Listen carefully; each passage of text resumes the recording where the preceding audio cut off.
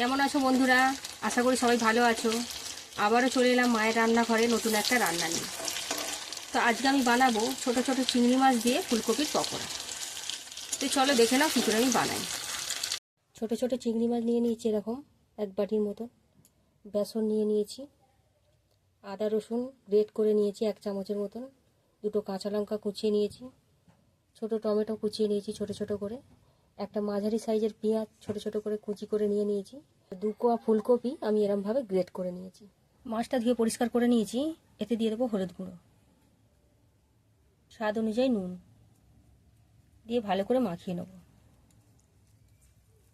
কড়া গরম হয়ে গেছে, দিয়ে দেবো সর্ষের তেল।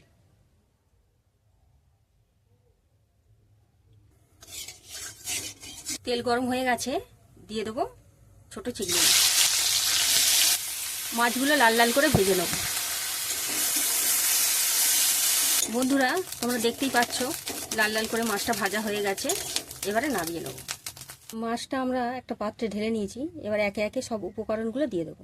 পেঁয়াজ কুচি, গ্রেট করে রাখা ফুলকপি, টমেটো কুচি, লঙ্কা কুচি, গ্রেট করে রাখা আদা রসুন 1 চামচে, বেসন।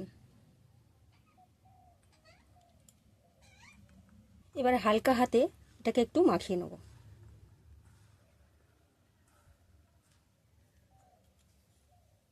এবারে অল্প অল্প জল দিয়ে একটা ব্যাটার বানিয়ে নেব।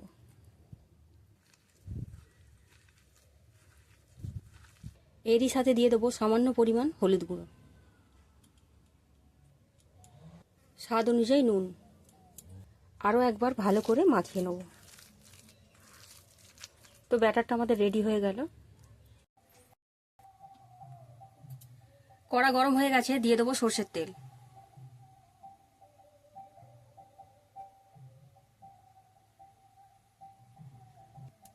তেলটা আমাদের গরম হয়ে গেছে। এবারে ব্যাটারটা পকোড়ার আকারে ছোট ছোট করে ভেজে নেব।